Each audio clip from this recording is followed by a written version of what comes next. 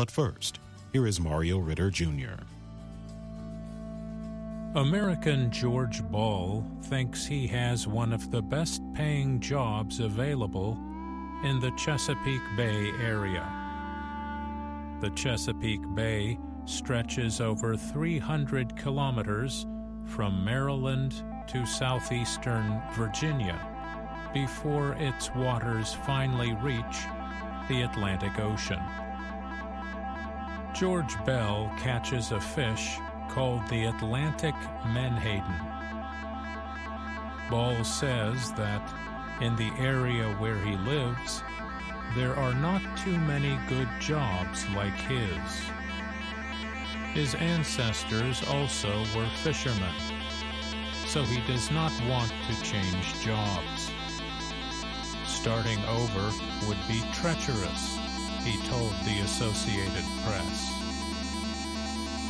Ball works for a business called Omega Protein.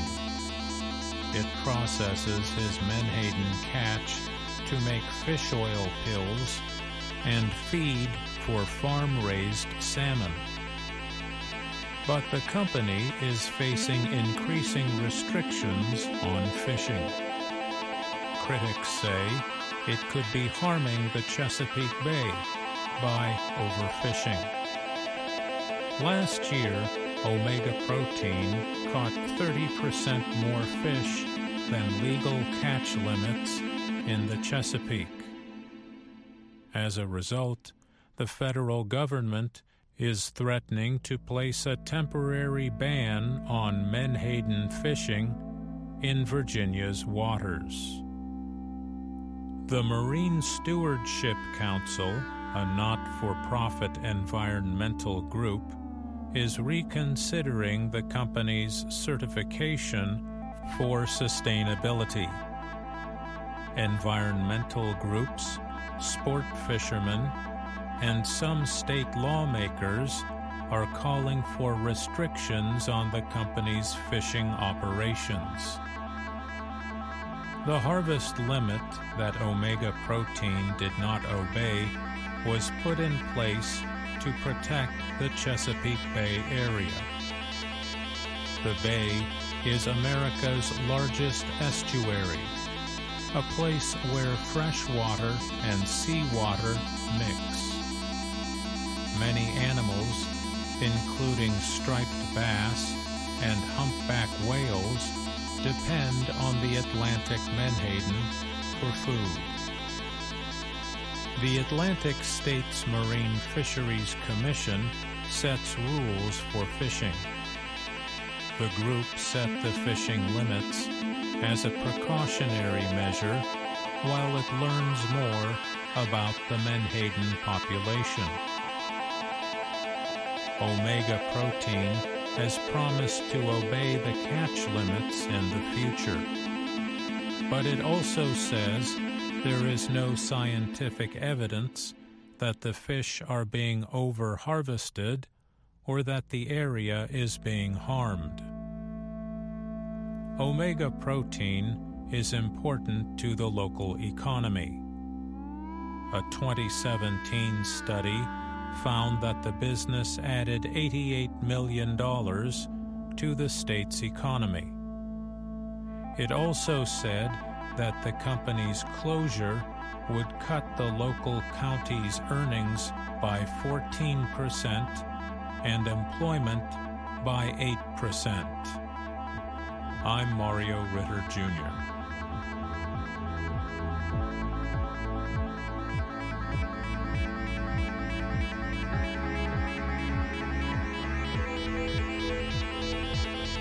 When the Islamic State, IS, group moved across northern Iraq in 2014, its forces tried to destroy the Yazidi people.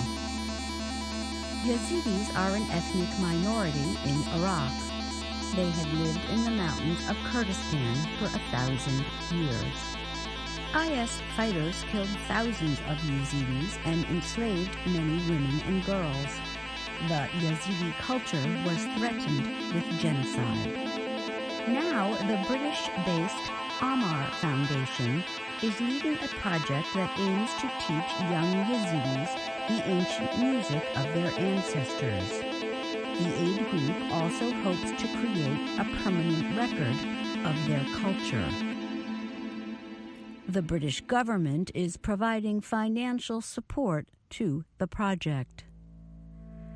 Yazidi music is thought to be between 5,000 and 7,000 years old. However, it has never been written down or recorded. Traditional Yazidi musicians hand down the music from one generation to the next. Musicians memorize up to 500 individual pieces of music. There are three kinds of music: traditional folk music, which is linked to agriculture, ceremonial music, and religious music. Now, these sounds are being heard far beyond the homeland in northern Iraq.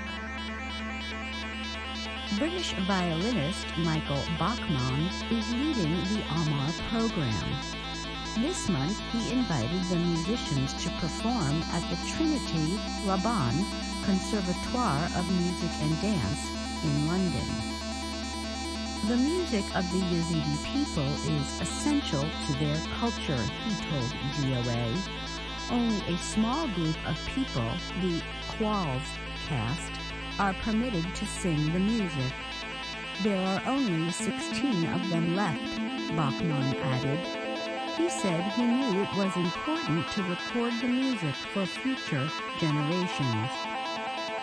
Amar has made over 100 recordings in northern Iraq. Some were produced at Lalish, the 4,000-year-old spiritual home of the Yazidi. Sound engineers and musicians are also visiting refugee camps, where tens of thousands of Yazidi people still live after the IS campaign. Hundreds of young Yazidis are learning to play the instruments of their culture. They include a stringed instrument known as a tabor and a kind of drum known as the daf. Among the Yazidis visiting London were several women who had been held captive by Islamic State. Among them was Ranas, who was only 14 when IS forces captured her village. She says she faced abuse every day. Ranas was later released after her family paid money. She was forced to leave behind the daughter she gave birth to while held captive. Ranas says the music project helps her forget the past. I want this support to continue. Thanks to this project, our people did not lose hope. And if they will continue to help us, we will not give up, she told VOA. I'm Susan Chan.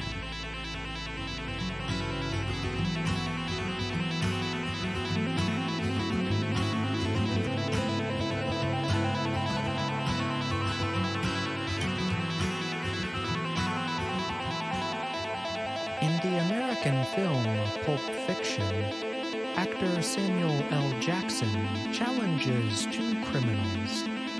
They are trying to take money from all of the people in a restaurant.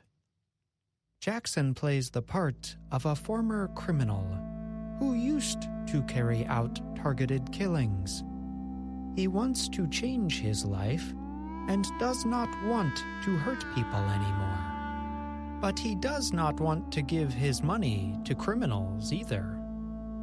Jackson asks one of the criminals to use an adjective. He asks her to describe Fonzie, a character from the old American television show Happy Days.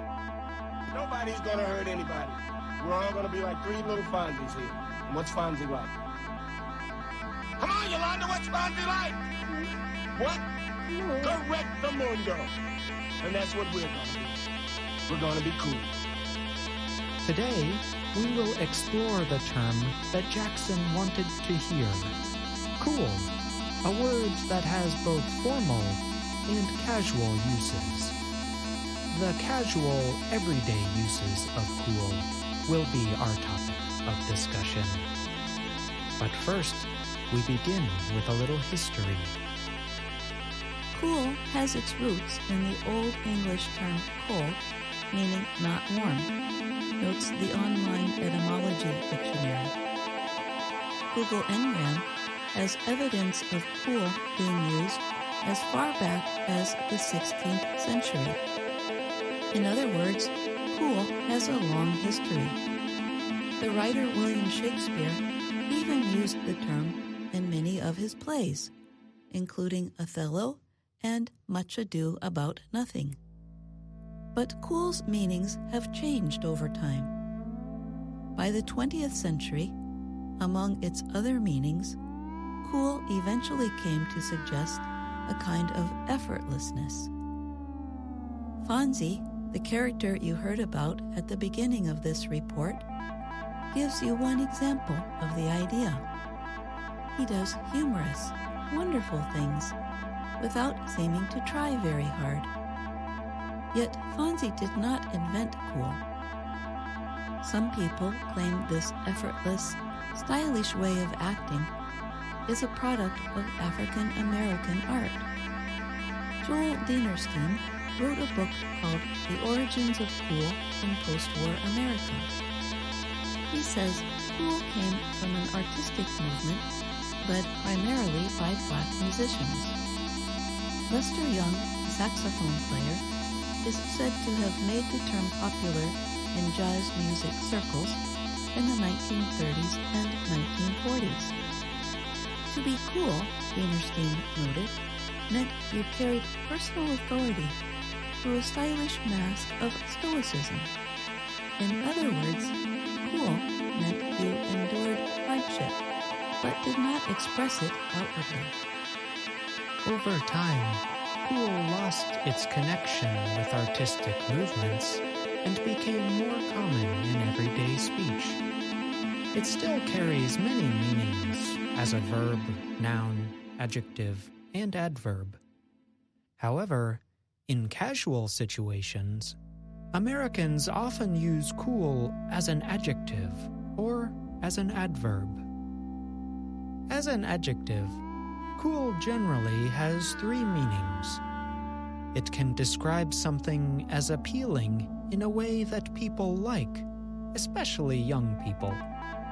For example, Americans often say things like cool sunglasses or cool clothes. Cool can show approval in a very general way. Imagine you introduce one of your friends to your father. After the meeting, your friend might say, "Your dad is so cool." Cool can also show acceptance, agreement, or understanding. Consider this situation. You are running late to a meeting with a friend. You send a text message to apologize for your delay. Your friend might respond with the following message. "That's cool. No worries." The Amazon television show Patriot used cool in this way. The main character, a spy named John Lakeman, often gets terrible news. He shows acceptance by saying, "Cool." Cool. That's cool. As an adverb, cool generally means in a calm manner. Two of the most common uses might be in the terms act cool and play it cool. Imagine two children were playing around and accidentally broke something. Perhaps they broke a lamp or a dish in the house. Then they hear one of their parents opening the door of their house. One child might say to the other, "When Dad walks in, just act cool. Don't say anything." or "When Mom comes in, we have to play it cool, or she will start to suspect something." finally, a word of warning. Americans generally describe other people with the adjective cool. They do not use it to describe themselves. This is where culture and grammar meet. An American would consider a statement such as, "I am cool," to be strange, even if it is grammatically correct. So, when speaking with friends, feel free to use the term cool. Although informal, it has a good, positive meaning. But you should think of cool as a gift you can give to others. If you give that gift to yourself, well, that's just not cool. I'm Jill Robbins. And I'm John Russell.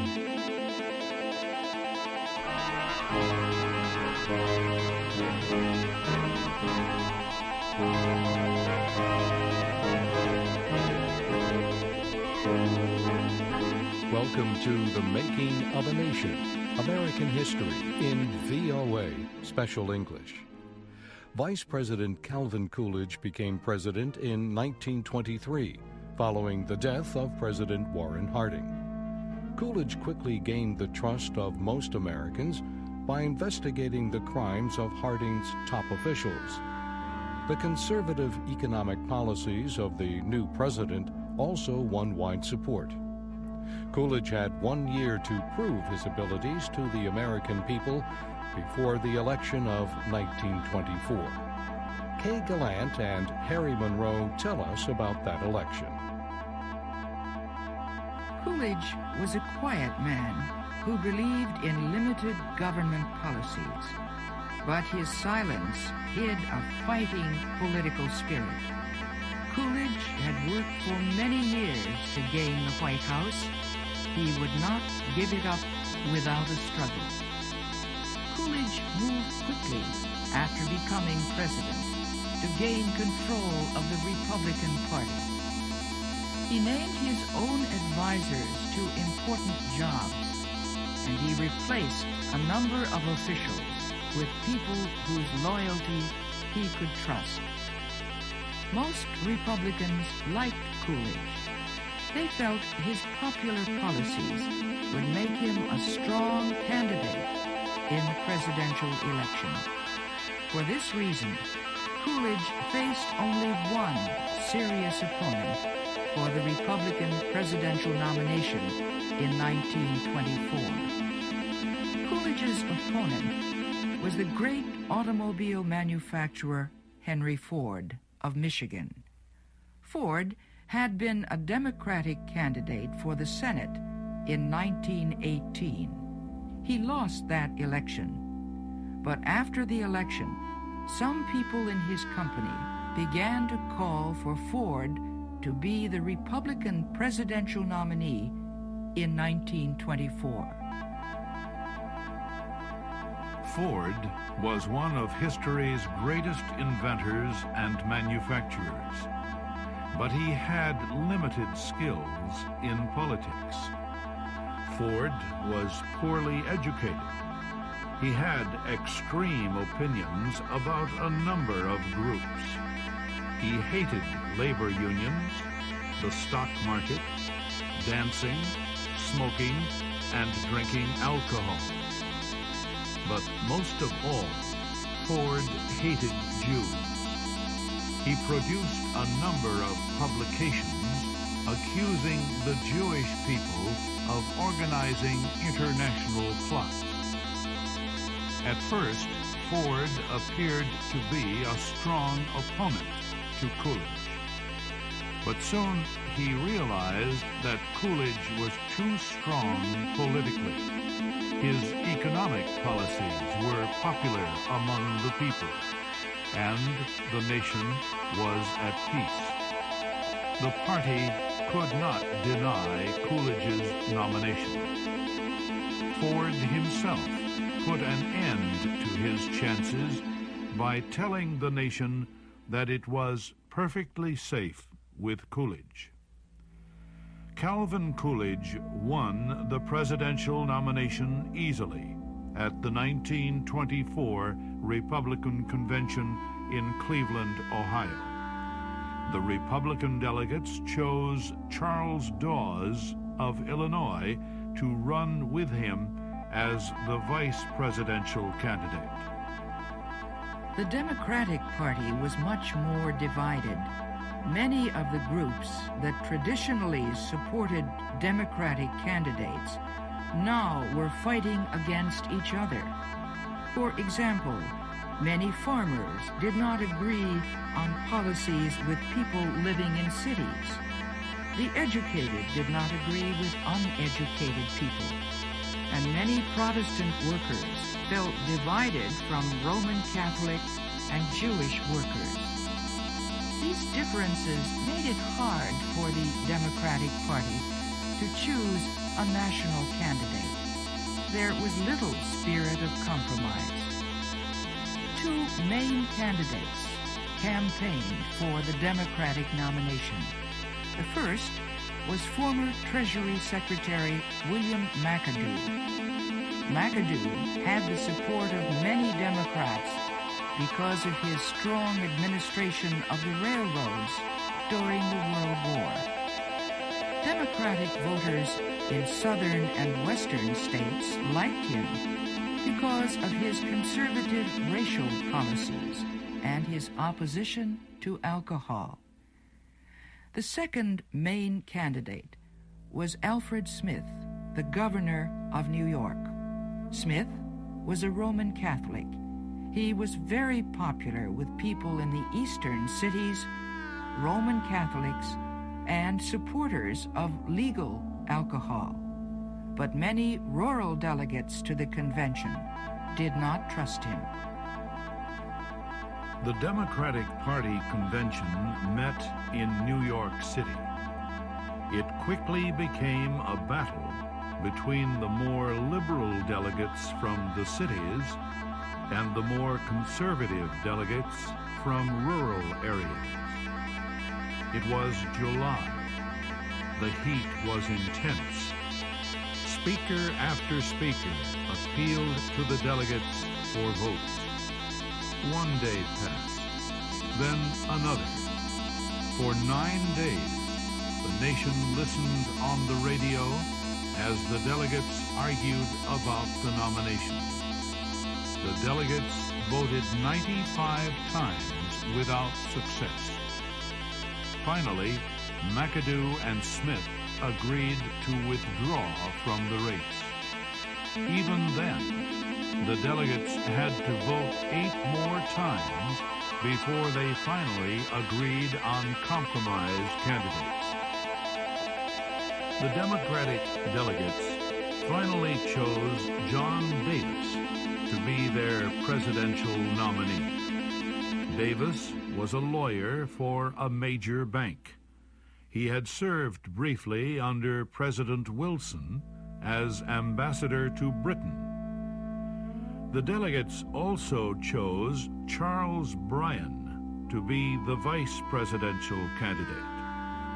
Bryan was the younger brother of the famous Democrat and populist leader William Jennings Bryan.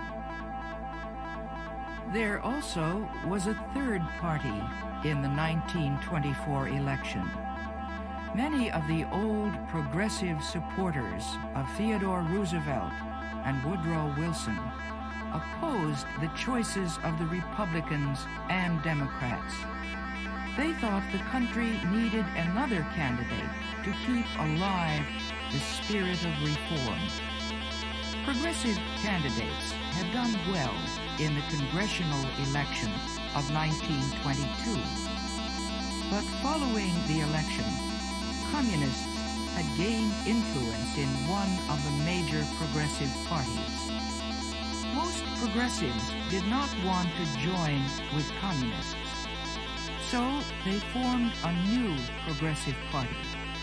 The new party named Senator Robert La Follette of Wisconsin to be its presidential candidate. La Follette campaigned for increased taxes on the rich and public ownership of water power. He called for an end to child labor and limits on the power of the courts to interfere in labor disputes. And La Follette warned the nation about the dangers of single, large companies gaining control of important industries. Coolidge won the 1924 election easily. He won the electoral votes of 35 states to just 12 for Davis of the Democrats. La Follette won only Wisconsin, his home state. Coolidge also won more popular votes than the other two candidates together. The American people voted for Coolidge partly to thank him for bringing back honesty and trust to the White House following the crimes of the Harding administration. But the main reason was that they liked his conservative economic policies and his support of business.